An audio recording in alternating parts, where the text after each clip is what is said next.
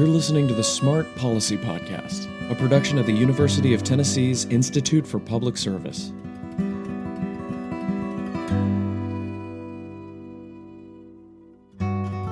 Starting with the multiple guilty pleas from Purdue Pharma in 2020, thousands of lawsuits across the country have led to a series of settlements from numerous pharmaceutical manufacturers and distributors for their role in the opioid crisis. From just the first and second wave of settlements with Cardinal Health, Janssen Pharmaceuticals, AmerisourceBergen, CVS, Walmart, Walgreens, and several others, Tennessee is expecting to see a little over $1 billion over the next 18 years.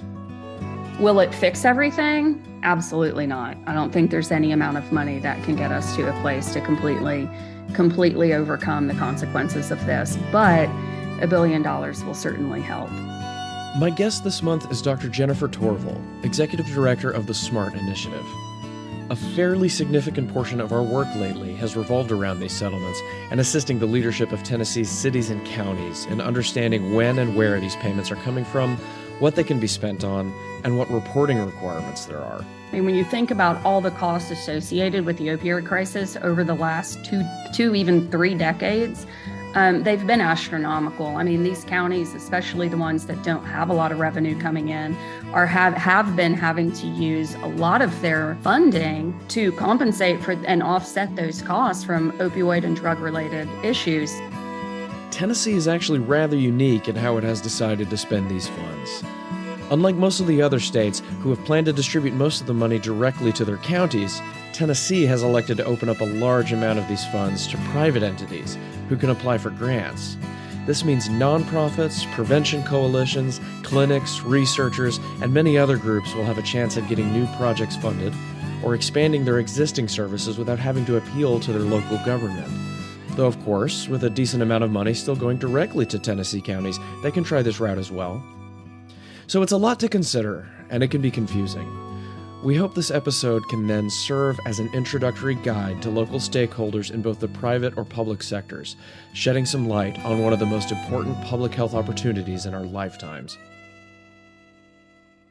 So this isn't the first time this has happened. Purdue pled guilty and released some funds back in 2007. Tennessee, I think, got about $600,000 or something like that. It wasn't very much. And most of that went to attorney's fees.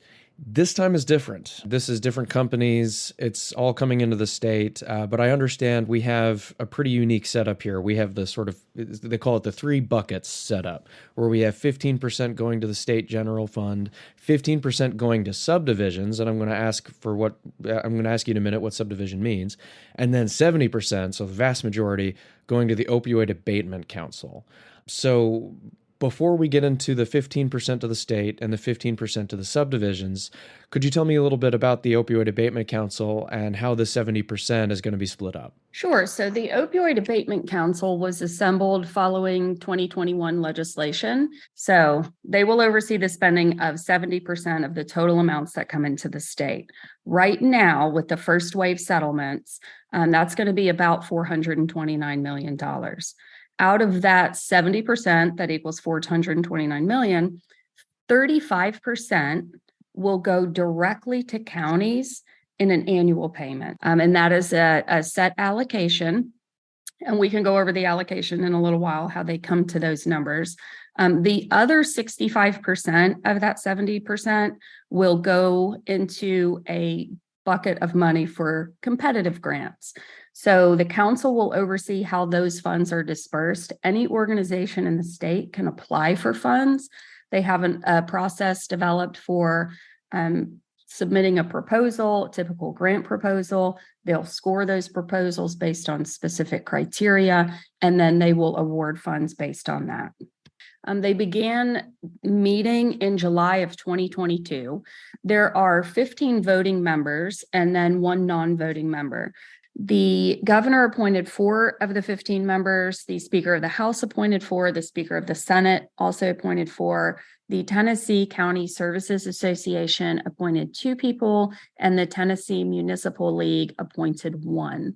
The non-voting member is the commissioner of the Tennessee Department of Mental Health and Substance Abuse Services, And there is also an executive director that organizes and oversees the council. Are there any requirements on this money going to the council, whether or not it's going directly to the counties or to the competitive grants? Are there stipulations on what this money has to be spent on? Oh, absolutely. There are what's being called approved remediation uses. It is a very long document. It's like 16 pages. There are some core strategies, and there's about 9 of those. And that includes things like, purchasing and distributing naloxone to reverse overdoses, and expanding harm reduction programs and prevention programs, expanding treatment for infants with NAS or pregnant mothers, people that are incarcerated. So there's core strategies. And then there is a very comprehensive list that's about 16 pages that includes all the approved uses. And you can find that on the Attorney General's website or on the Opioid Abatement Council website. Okay, great. So no roads and bridges then, like with the No. No roads and bridges. No, all future remediation purposes.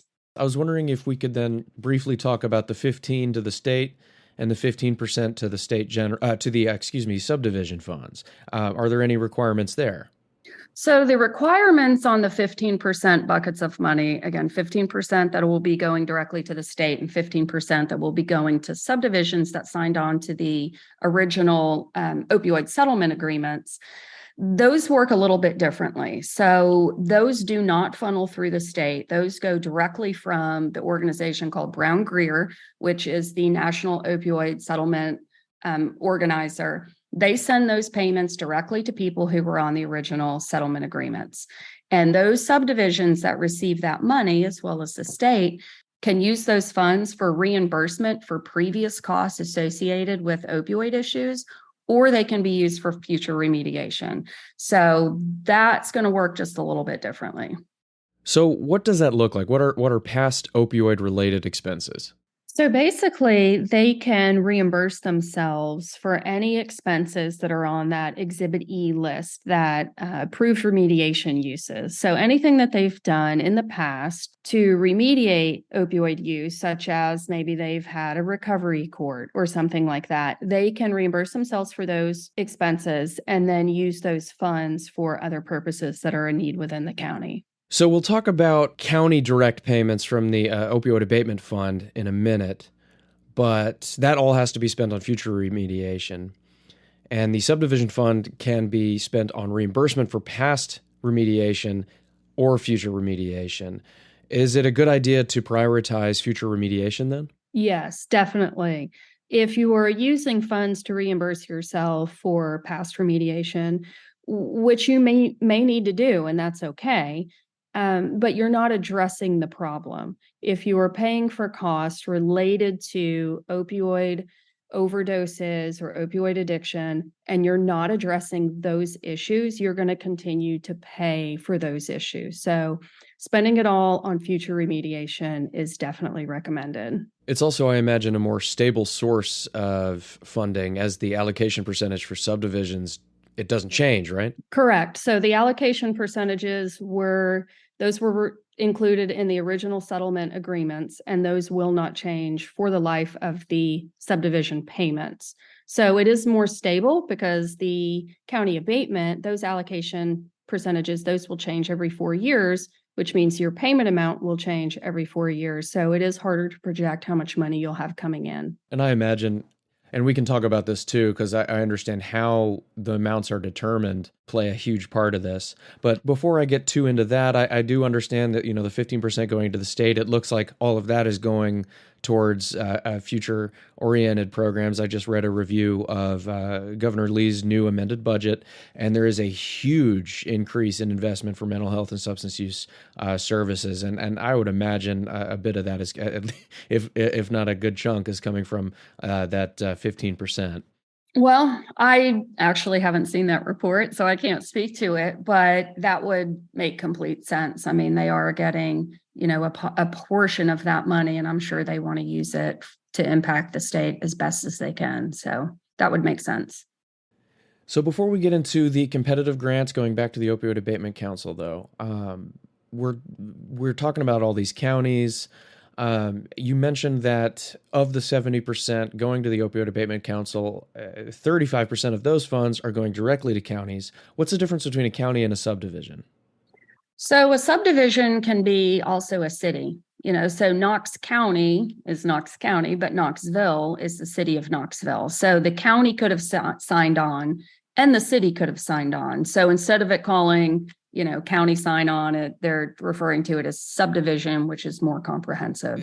Am I to understand then that, say you're a county that was involved in this legislation, you're getting money from the subdivision fund and from the Opioid Abatement Council? Exactly. Yes, you will get two different types of payments coming in. Again, one will be directly from Brown Greer, the opioid settlement, the National Opioid Settlement Organizer.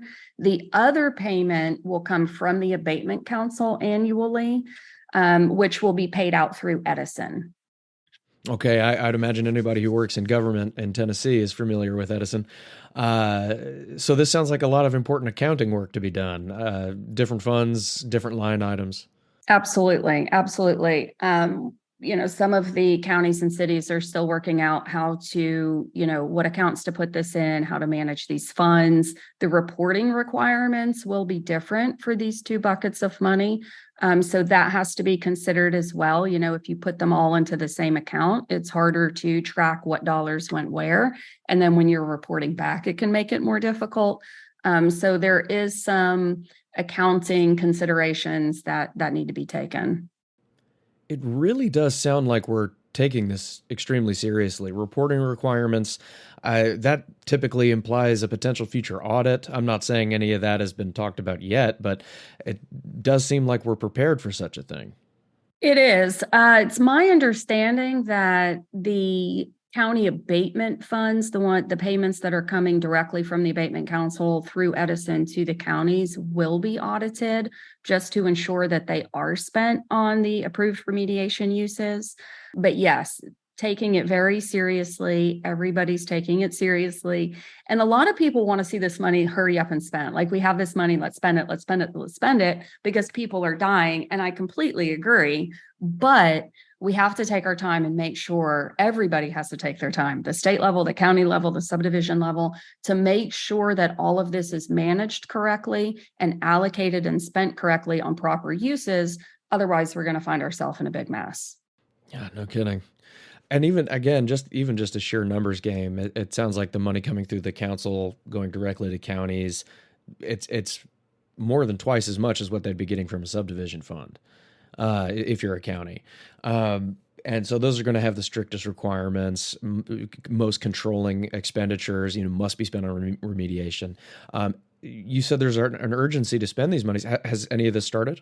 Some of the counties have spent some of their money. Yes. I know that I saw an article that Hamilton County hired a data analyst to kind of take a look at, their statistics, where the money should be going, things like that, which is very appropriate. So some of the counties have started spending parts of their money. Other counties are taking it slow and assembling task forces or committees that can do a needs assessment or get community input and decide where the money should go before they make any quick decisions and start spending. So a lot has not seemed to have went out yet. There is more of a planning phase type of landscape. At the state level with the Abatement Council, the 70% of the full bucket, the part that's going to the grants, none of that money has went out yet. Though they are waiting for the development of an electronic platform that will allow them to receive applications electronically, score those applications, and then make awards. That way they have a way to track everything, report on everything. And that's taking a little longer than they were expecting. So they've sent the 31 million initial payments out to the counties. The counties have spent some of that. The bulk of the money is still there waiting for the proper process for them to be able to distribute it. Well, that does sound frustrating for the council, if not the individuals who want to apply for these funds. I know a lot of nonprofits are talking about what's the application process, when can we apply? Do we know any of that information? So they were hoping to open for applications July 5th, but they were also hoping that platform would be developed, and it Right. is not. So right now they are estimating fall of this year they will be able to accept applications. Their next meeting is scheduled for June 23rd. So hopefully we will have some updates about the timeline at that time.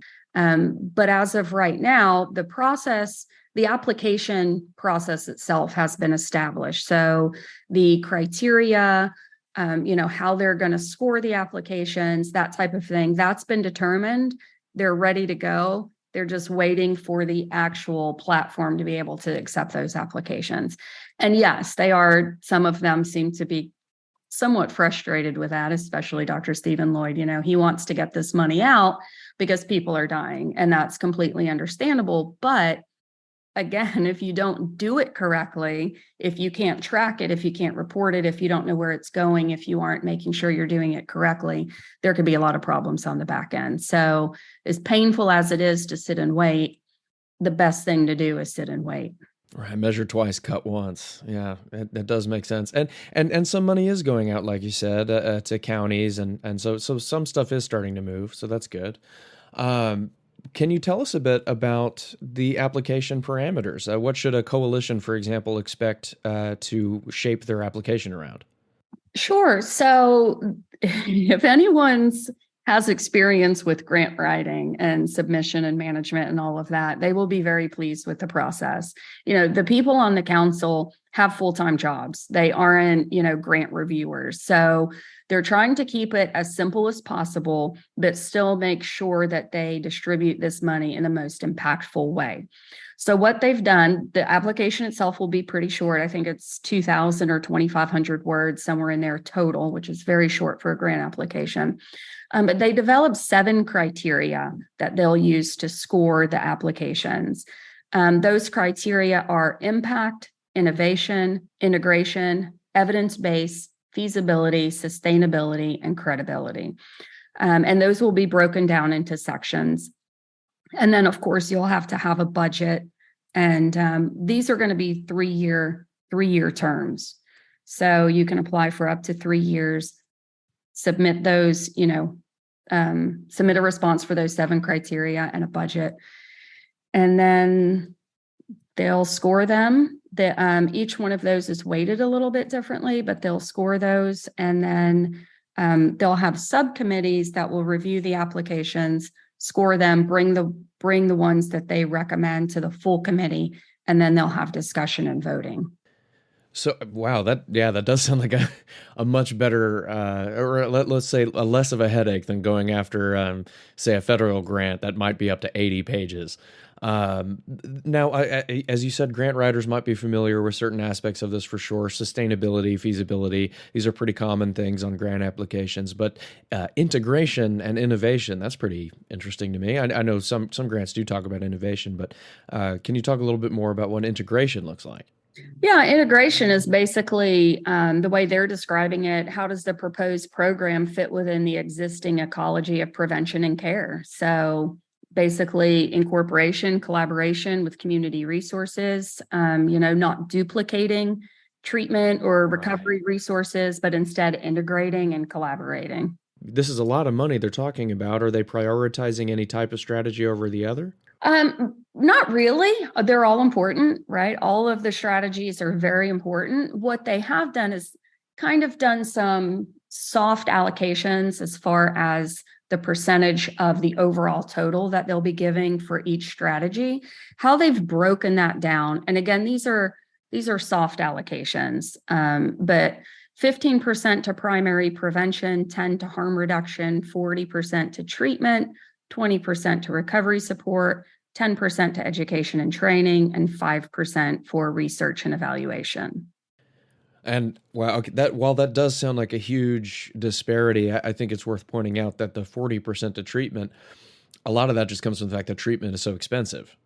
Oh, absolutely. Treatment is the most expensive. Of course, we know you're going to get your biggest return on investment with primary prevention. So we always push prevention and advocate for that, but we still have to treat the people that need treatment right now. And it is terribly expensive. So Close to half will be allocated for treatment.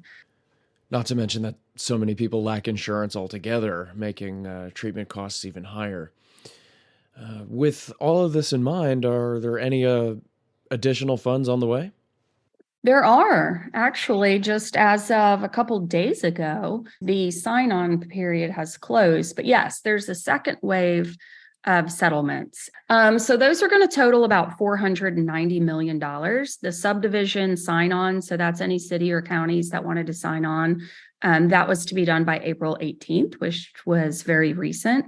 It's my understanding that the state of Tennessee did reach critical mass, which means enough subdivisions signed on that they will move forward with these litigations. And those are distributors and pharmacies. So it was Allergan, Teva, CVS, Walgreens, and Walmart. And of course, those will be paid in multiple terms. So like Walmart wants to maybe pay theirs all up front in 1 year. The others want to spread it out over different periods of time. So we don't yet know what will be coming in when, but we do know that it will be about $490 million again over the next 10 to 15 years. So that's like an additional 2/3 of what we're already getting. So that's 490 million is not nothing, and especially when we're already getting a little over 600 million. So that's not an insignificant chunk of change. No, I mean, that's over, right? That's over $1 billion. So Right. even if we're using, a good 70% of that for future remediation purposes, it's a lot of money. Will it fix everything? Absolutely not. I don't think there's any amount of money that can get us to a place to completely overcome the consequences of this, but $1 billion will certainly help. Yeah, and that's just for Tennessee. You did mention the different timelines and different amounts for all these different companies. I mean, that's a lot to keep track of. Are we going to be distributing that in the same way with the 15-15-70 split? Oh, that's a great question. Yes, absolutely. So there was legislation introduced this session that would amend the previous legislation. And basically what that does is it allows the second wave of money to be subjected to the same rules as the first wave and also distributed in the same way. So it would just kind of, whatever comes in, everything would fall into the same buckets of money and be distributed the same reporting requirements and everything. Okay, so $1 billion coming in. We've got these buckets of money set aside. We know all about the grant funded portion, the most of the Opioid Abatement Council that people can apply for grants. But the stuff going directly to counties, the stuff going to subdivisions, I would imagine there's some differences there. For example, these counties have very different sizes, different death rates, everything. How did they determine the amounts going to all of these different counties and subdivisions? Well, it's complicated and it's different for each one. So the subdivision funds that's going directly from Brown Greer to the subdivisions, those allocation percentages were set in the settlements. They will not change over the 18 years as the money comes in.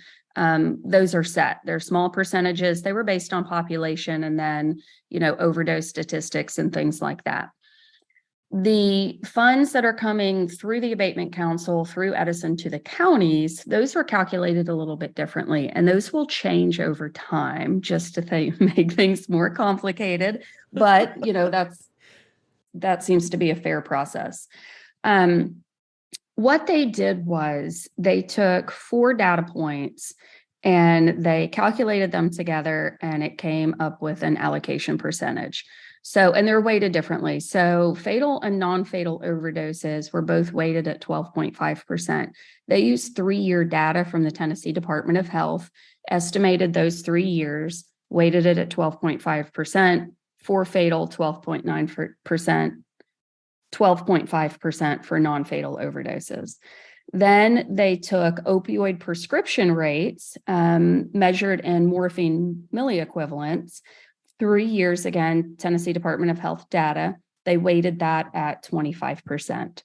Then they took the population, and for the initial allocations, they used the 2020 US Census data, but that was weighted at 50%. So they calculate all that together, and they come up with an allocation percentage per county.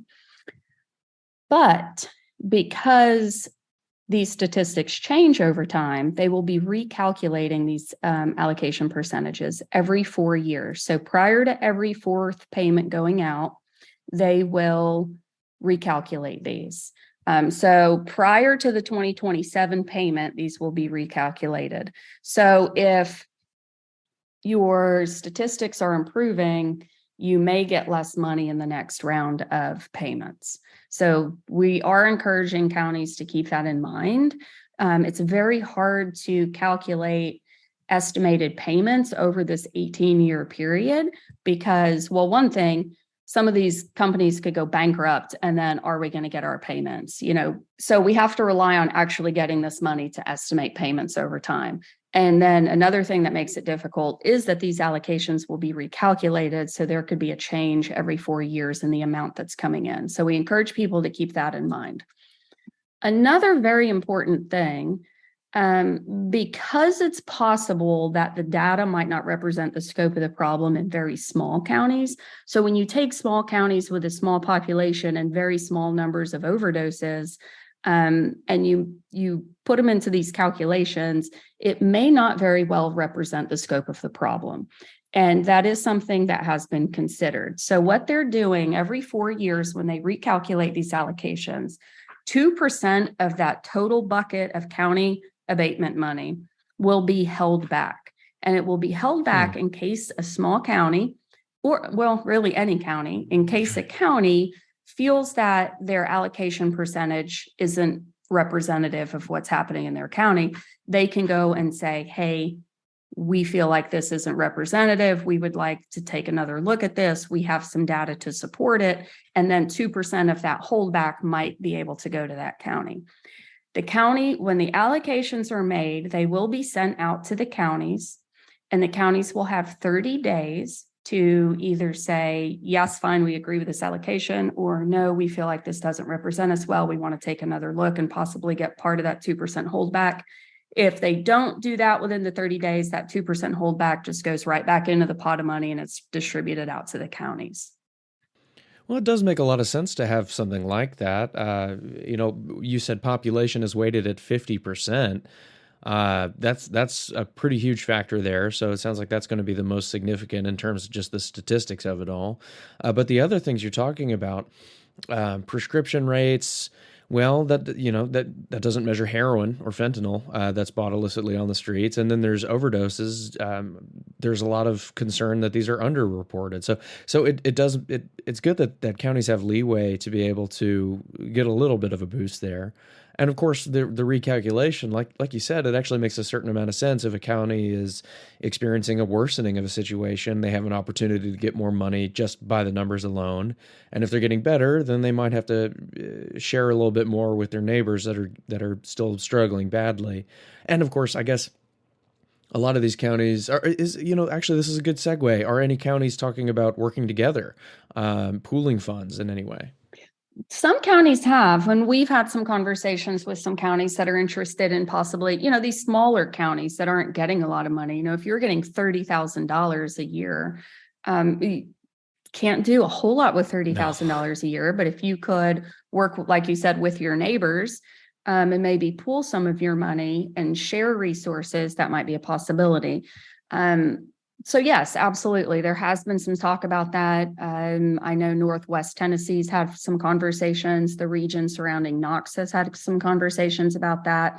I think if you get too many neighbors involved, things can get complicated quickly. I think if you stick with neighboring counties or, the same judicial district, something that you have in common, I think will make it a little bit easier. But absolutely, combining resources would be a very good way to go with this.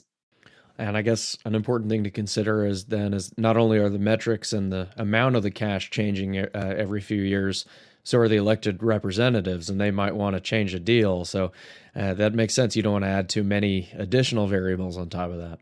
Absolutely. That's an excellent point. Another thing we are encouraging people to do is see if you can use the abatement funds that you're getting to leverage additional funds.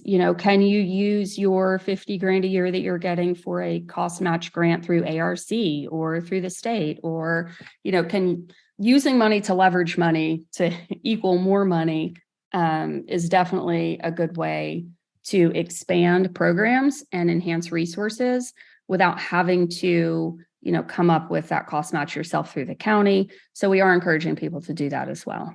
Yeah, that makes sense. That's one of the best, most reliable strategies in the grant writing world. Anyway, is part of that sustainability is can you diversify your revenue stream? So that's excellent advice. You've answered a lot of really important questions here. And is there any place people can go if they want to learn a little bit more about all this?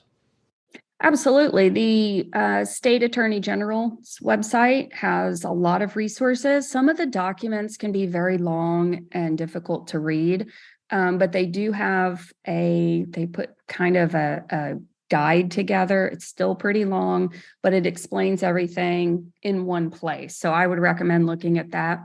The Opioid Abatement Council, they open their meetings up to the public. So you are welcome to go to their meetings. They do stream them live. You're welcome to join their meetings virtually. They also post the recordings of their meetings on their website. So you're welcome to watch those at any time.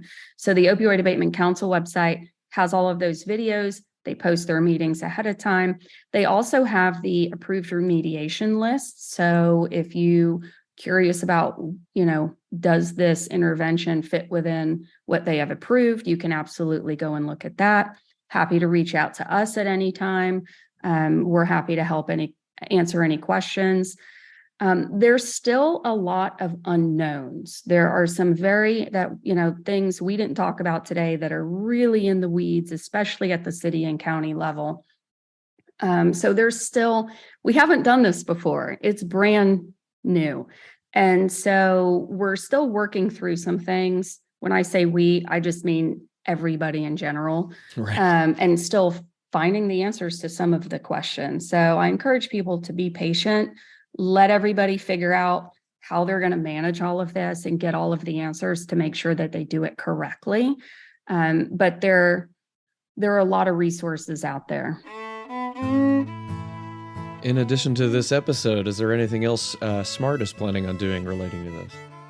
We are going to hire what we're calling substance use consultants, one in each grand division of the state, just to help cities and counties navigate some of this, whether it's help, put together a task force, complete a needs assessment, educate the community, start programs, evaluate programs, figure out the accounting piece of it, whatever we can do, and not just specific to opioid settlements, but anything related to substance use in general. So we plan to have those positions hired and started about mid-July. So at that point, we'll have more capacity to be able to work directly with cities and counties. Just in time, hopefully, for the Abatement Council to have their applications online. Exactly. Thank you very much, Dr. Torval. I appreciate this, and I hope this was an enlightening episode for people who want to know more about how this money is going to be spent. Thank you for having me. It was a pleasure. For more episodes on in-depth discussions on Tennessee policies related to substance use disorder by a range of local experts, please subscribe to us wherever you get podcasts and visit our website at smart.tennessee.edu. I'm Jeremy Corvelis. Thank you for listening, and see you next month.